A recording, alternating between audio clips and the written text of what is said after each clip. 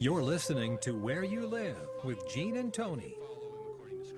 We're back at the Concierge Landscape Studios broadcasting Where You Live with Gene and Tony. It's time now for the Community Associations Institute message. The CAI Minute is brought to you by New Exteriors by SMA, a CAI Minnesota annual platinum partner. On-site management, detailed plans, accurate installation, and thorough inspections are what they deliver. Offer your clients the best. Visit newexterior.com today. Are you a member of the Community Associations Institute? For nearly 40 years, CAI has provided education and resources to volunteer homeowners who govern community associations and the professionals who support them. Visit caionline.org to learn more. The address again is caionline.org. CAI helps community associations board members by providing online resources, in-person training, and hard copy publications written by association management experts. CAI offers community managers professional development, networking opportunities, and a certification program that is established as the industry standard nationwide. Minnesota has its own chapter of the Community Associations Institute to bring resources and tools from community associations around the country right to your home. Visit www.cai-mn.com to learn more and become a member of CAI today. Your community and management company will benefit from your involvement. Join the Community Associations Institute today at cai-mn.com and click on membership. Well, it's time for us to wrap up our discussion about managing an insurance claim. Rob Keena from Helmuth and Johnson has been taking us through this process. Rob, to consolidate or wrap up the whole thing here, what are the most important considerations to remember when we're dealing with an insurance claim? Well, I can say some of the most important are understanding that if you have a disagreement, not about coverage, but about the value of the loss, you have rights under the policy to present evidence of a different valuation of the loss.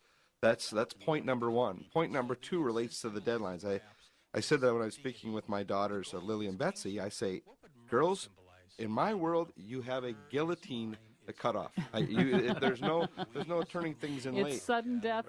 Right. Deadline. Yeah. If they have skiing that night, there's no excuse. If I have skiing the night before, where I can go to a court and say, yeah, I'm a day late, but I want to turn this in late. So understand that when you have a loss, step number one is to look at your policy. Do you have a 1-year policy or a 2-year policy for your claim? Remember, some lawyers will give advice, and it's bad advice. People will say to that lawyer, and they're not an insurance lawyer, and they'll say, how long do I have before I can sue my insurance company for breach of contract? And that lawyer will correctly say, well, breach of contract, that's a 6-year statute of limitations. But insurance policies are different. You got to watch out for that. Yep.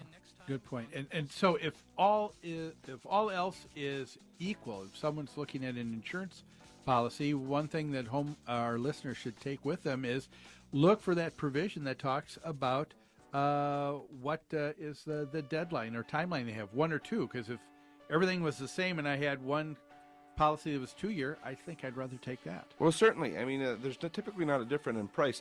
And if you want to look at an insurance policy to determine what your timeline is, it will say either suit against us, the suit against us provision, or right of action.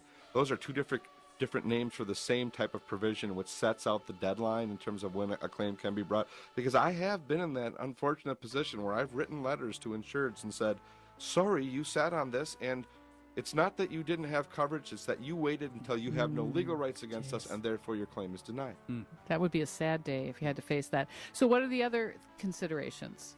That's preservation of evidence. We talked about deadlines, we talked about the rights of appraisal, and the other preservation of evidence is simple.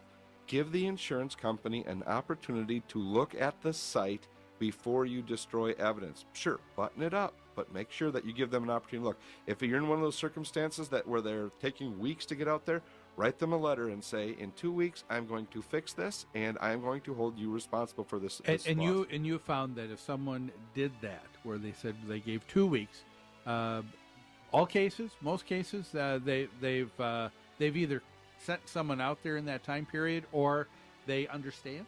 In my experience, and I've probably done it 40 or 75 times, I don't know how many, they've always sent someone out there. Okay. Yeah, because they understand. They understand. Yeah. Okay, if here's we're going to knows do what this, they're talking about. Here's someone who got some advice somewhere. Let's talk briefly too about the idea of actual cash value versus replacement cost. Sometimes people will shoot themselves in the foot they get some money and they say, oh, maybe it's not so bad. Why don't we just kind of limp along here? And they don't spend it, right? Yeah. Under many insurance policies, you have what's called in the industry an ACV or an RCV. An ACV is actual cash value, which is a diminished value of the loss. So let's say I have my roof is insured and it's blown off by a storm, and I collect my first check. That check would typically be for ACV unless the insurance company says, here's your RCV check. And the RCV, where replacement cost value amount, is due to you after you actually do the work. And the insurance companies are protecting themselves there, and fairly so, I think. They're saying, if we're going to cut them a check and they're not going to spend it on the loss, we're not going to pay them for replacement costs. We're going to pay them for a depreciated value. So make sure if you ever collect a check for a loss, know whether or not it's an ACV check or an RCV check, because if it's an ACV check and you do the work, you might be entitled to a additional money amount. on the table. Lastly here, talk just briefly about the difference between defect and obsolescence and how that comes to play in an insurance claim and what they're paying.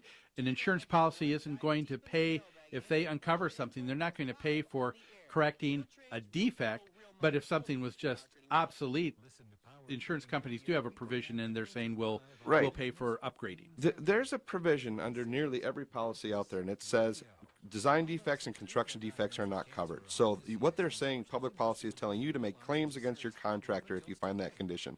That should be distinguished from typical storm damage, etc.